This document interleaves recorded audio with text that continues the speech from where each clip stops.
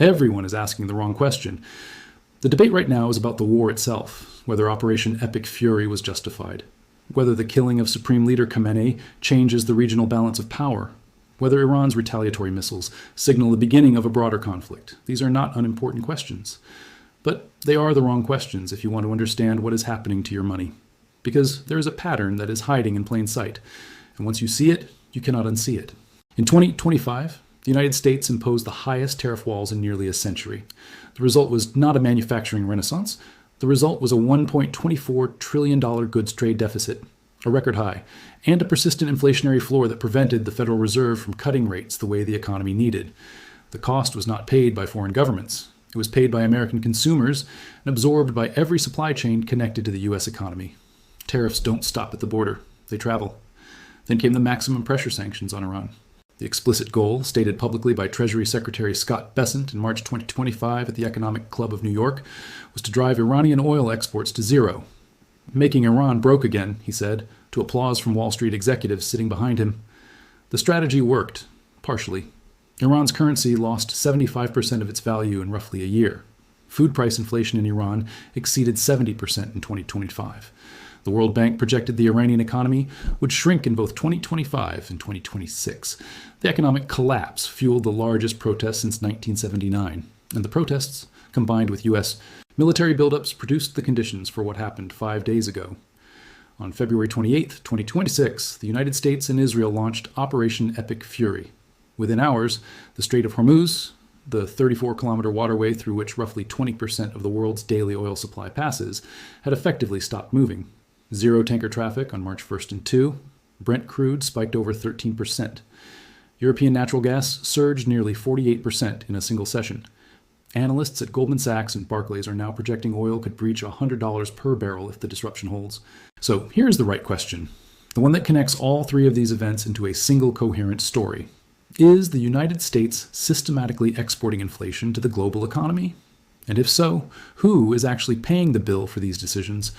That is what we are going to decipher today. This is Finance Deciphered. Believe the documents. Let's get into it. To understand what is really happening, you need a framework that connects three decisions that most coverage treats as separate stories.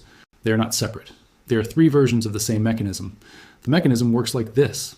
The United States, by virtue of being the world's largest economy, the issuer of the global reserve currency, and the dominant military power, has a unique ability to make policy decisions whose costs are distributed globally, not absorbed domestically. When Washington imposes a tariff, the cost travels through supply chains and lands on consumers worldwide. When Washington sanctions an oil producer, the cost travels through energy markets and lands on every country that imports oil. When Washington conducts a military operation that closes the world's most critical energy corridor, the cost travels through commodity prices and lands on the heating bill, the fuel bill, and the grocery bill of ordinary people on every continent. This is not a conspiracy. It is not intentional malice. It is the structural consequence of being the central node in a global economic network. Every policy action taken at the center of that network radiates outward. And the further you are from the center, the more dependent on imported energy, the less able to absorb price shocks, the weaker your currency relative to the dollar, the harder you're hit. Think of it as a stone dropped into water. The United States is where the stone lands, but the waves travel outward, and the people standing at the edges of the pool feel the biggest disruption. With that framework in place, let's go through each of the three layers and show exactly where the data confirms the pattern. The first layer is the tariff layer. In 2025, the U.S. imposed sweeping tariffs starting at 10% on virtually every country on Earth, with dramatically higher rates on primary rivals. The stated goal was to close the trade deficit and bring manufacturing back to American shores. What the data actually shows is a goods trade deficit of $1.24 trillion, the highest on record. Total imports reached $433 trillion. Factory employment fell by 83,000 jobs. The Tax Foundation estimated the tariffs raised taxes on the average American household by $1,000 in 2025 and would raise them by $1,300 every year thereafter. But the cost did not stop at the American household. The tariffs disrupted global supply chains and forced companies to reroute production through Vietnam, Mexico, and Taiwan. Each rerouting added logistics costs, compliance costs, and transit costs. Those costs entered the price of every good in the supply chain, regardless of where it was ultimately sold. Walmart reported a 5% rise in logistics costs. Ford estimated $500 to $1,000 added to the production cost of every vehicle. And China, the world's largest manufacturing economy, faced retaliation dynamics that tightened its own industrial margins. The first wave of inflation was exported through supply chains. The second layer is the sanctions layer. Throughout 2025, the maximum pressure campaign against Iran targeted not just nuclear enrichment, it targeted Iran's oil revenue directly. Treasury Secretary Besant was explicit. The goal was to drive Iranian oil exports to zero and collapse the Iranian economy. U.S. authorities sanctioned 84% of the tankers involved in lifting Iranian crude. They targeted Chinese refineries buying sanctioned oil.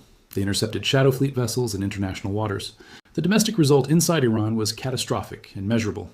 The Iranian rial, which already had a long history of devaluation, lost roughly 75% of its value in the space of a single year under the renewed maximum pressure campaign. To put that in historical context, at the time of Iran's 1979 revolution, $1 US converted to about 70 Iranian rials. By early 2026, that same dollar was worth more than 1.4 million rials, meaning Iran's currency had lost roughly 20,000 times its value over 4 decades, with a significant portion of that collapse accelerating in 2025 alone. Food price inflation exceeded 70%. The World Bank projected the economy would shrink in both 2025 and 2026, with annual inflation rising towards 60%. The economic collapse triggered the largest nationwide protests since 1979, spreading to all 31 provinces. And those protests, combined with escalating U.S. military buildups in the region, created the conditions for the strikes that launched 5 days ago.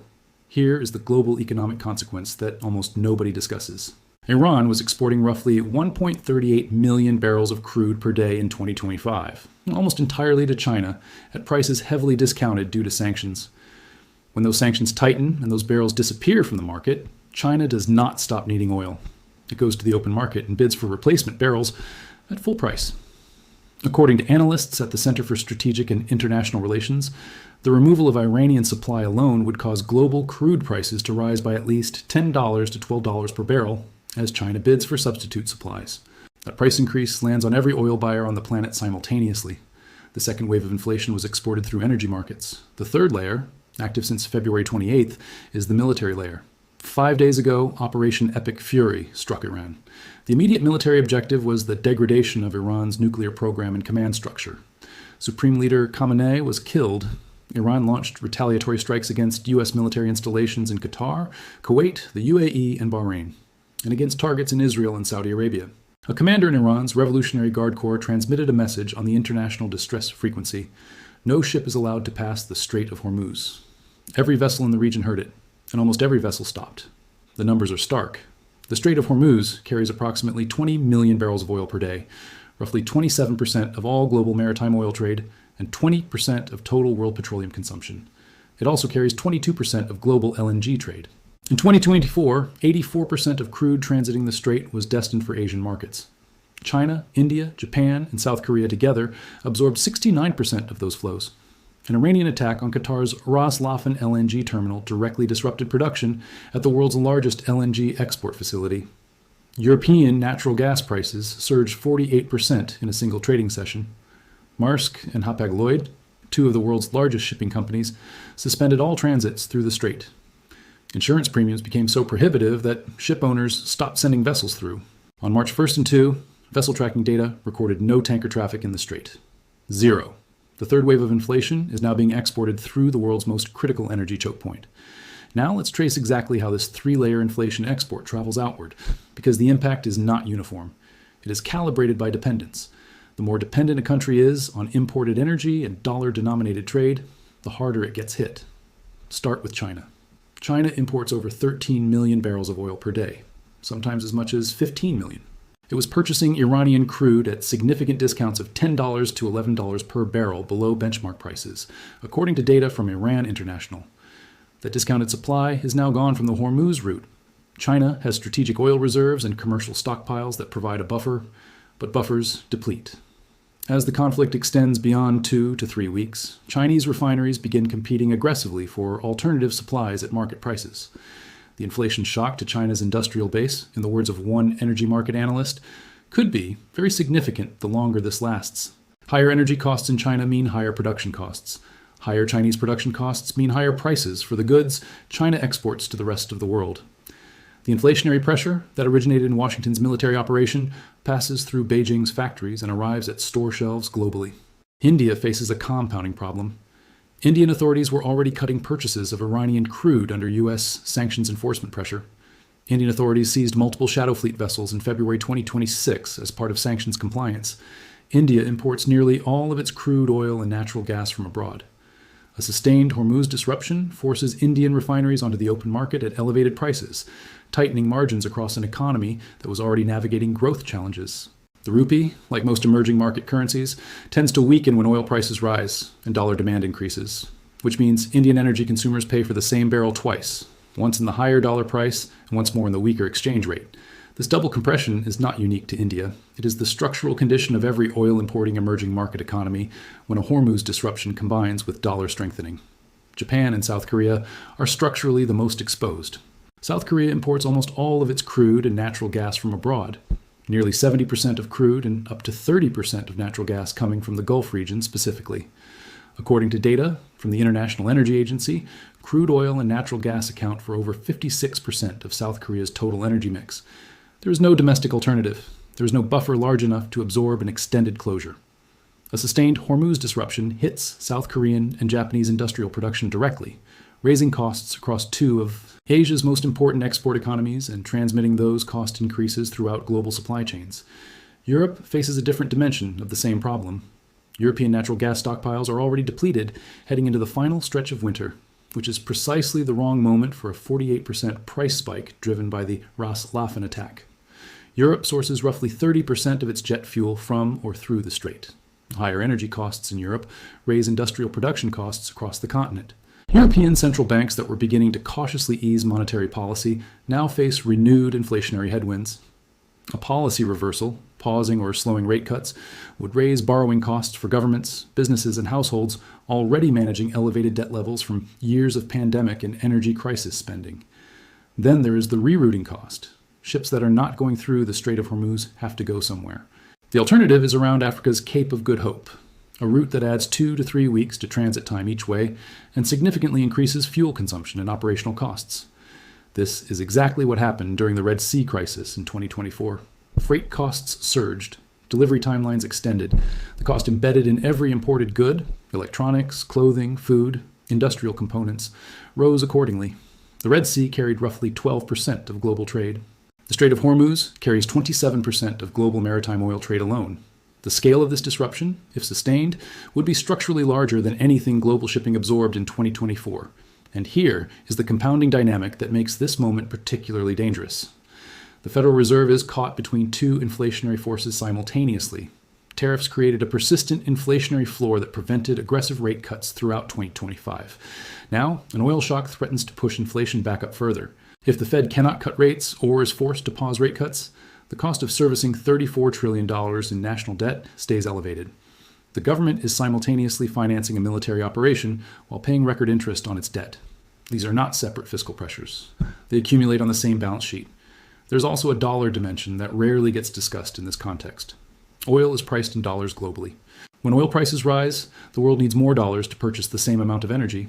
That increased demand for dollars strengthens the U.S. currency relative to almost every other, and a stronger dollar makes imports cheaper for Americans, partially insulating the U.S. from the very inflation shock it helped create, while simultaneously making those same imports more expensive for every other country whose currency weakens against the dollar. The countries that are most exposed to the Hormuz disruption, India, South Korea, Japan, and most of the emerging market world, also have the weakest currencies relative to the dollar. Their energy bills rise in dollar terms and then rise again when converted back into their local currencies. It is a double compression, and it originates from the same source. So let's put the pattern together clearly before we look at where this goes. In 2025, the U.S. imposed tariffs. The direct inflationary cost was distributed through global supply chains. In 2025, the U.S. escalated maximum pressure sanctions on Iran. The inflationary cost was distributed through global oil markets. In late February 2026, the U.S. launched Operation Epic Fury. The inflationary cost is now being distributed through the world's most critical energy corridor, with Brent crude up over 13% and European natural gas up 48% in a matter of days. 3 separate policy decisions, 3 separate mechanisms. One consistent result: the economic cost radiates outward from Washington and lands on economies that had no vote in the decision. This is what the title of today's investigation means. It is not a claim about intent. It is a description of mechanism. When the world's most powerful economy uses tariffs, sanctions, and military force in sequence, and when each of those tools disrupts a different layer of the global economy, the cumulative inflationary pressure on ordinary people worldwide is not a side effect. It is the predictable mathematical consequence of how a central node in a global network behaves when it activates its leverage simultaneously across multiple dimensions. Now, where does this go from here? There are two real scenarios, and both are live as of today. The short conflict scenario is what a portion of the market is currently pricing in. Trump stated publicly he expects the campaign to last approximately 4 weeks, if Iranian retaliatory capability is degraded quickly, if a political transition in Tehran creates conditions for de-escalation, and if the Strait of Hormuz reopens within 3 to 4 weeks, the global economy absorbs a painful but temporary shock. OPEC Plus has already pledged an increase of 206,000 barrels per day for April. Saudi Arabia and the UAE have bypassed pipeline capacity that can partially compensate for reduced Hormuz flows. Oil prices spike but stabilize below $90. The inflationary impulse is real but bounded. The extended conflict scenario is what analysts at Goldman Sachs, Barclays, and Rystad Energy are flagging as the systemic risk. Iranian retaliatory strikes on Gulf infrastructure continue escalating. The attack on Saudi Arabia's Ras Tanura refinery, intercepted by 2 drones on March 2nd, is a preview. If Ras Tanura, which processes 550,000 barrels per day, or Jebel Ali in the UAE sustains significant damage, the supply disruption converts from a logistics problem into a production problem. Production problems are structurally much harder to compensate for than shipping disruptions. Iraq, which exports virtually all of its crude through the Gulf, may be forced to physically shut in production if it cannot access the strait. In this scenario, Brent above $100 becomes the base case. The Rystad Energy chief economist described the current situation as blocking the aorta of the global circulatory system. In an extended conflict, that metaphor stops being a metaphor. There is one more piece of data that deserves to be on record, because it frames the entire sequence of events in a way that markets are not yet fully pricing. On February 25th, just 3 days before the strikes, Oman's foreign minister announced that Iran had agreed to never stockpile enriched uranium and to full IAEA verification. He said a historic agreement was within reach. Peace was within reach. The strikes went ahead 2 days later regardless. Whatever the strategic calculus behind that decision, the economic consequence is now in motion. The window that appeared to exist closed, and the cost of that closure is being paid in real time by households in China, India, South Korea, Japan, and Europe, none of whom participated in the decision. What I would watch in the days ahead is 3 specific things: whether the Strait of Hormuz sees a resumption of tanker traffic. Any sustained reopening is the single most important signal for global energy markets, whether Gulf state infrastructure sustains additional damage, because that converts a temporary shipping problem into a structural production gap, and what the Federal Reserve signals next, because if oil-driven inflation forces a pause in rate cuts while the economy is managing both record trade deficits and a military operation, the fiscal picture becomes significantly more complex than any 2026 projection assumed. Wars are not only geopolitical events, they are economic events. Every decision made at the center of a global network radiates outward, and the further you sit from the center, the harder the wave hits you. My question to you today, are you already feeling the energy price increase in your country? And do you think the 3-layer pattern we described, tariffs, sanctions, war, is a coherent strategy, or a set of independent decisions whose combined cost nobody fully calculated? Comment below. Let's decipher this together. This is Finance Deciphered. Believe the documents. See you in the next investigation.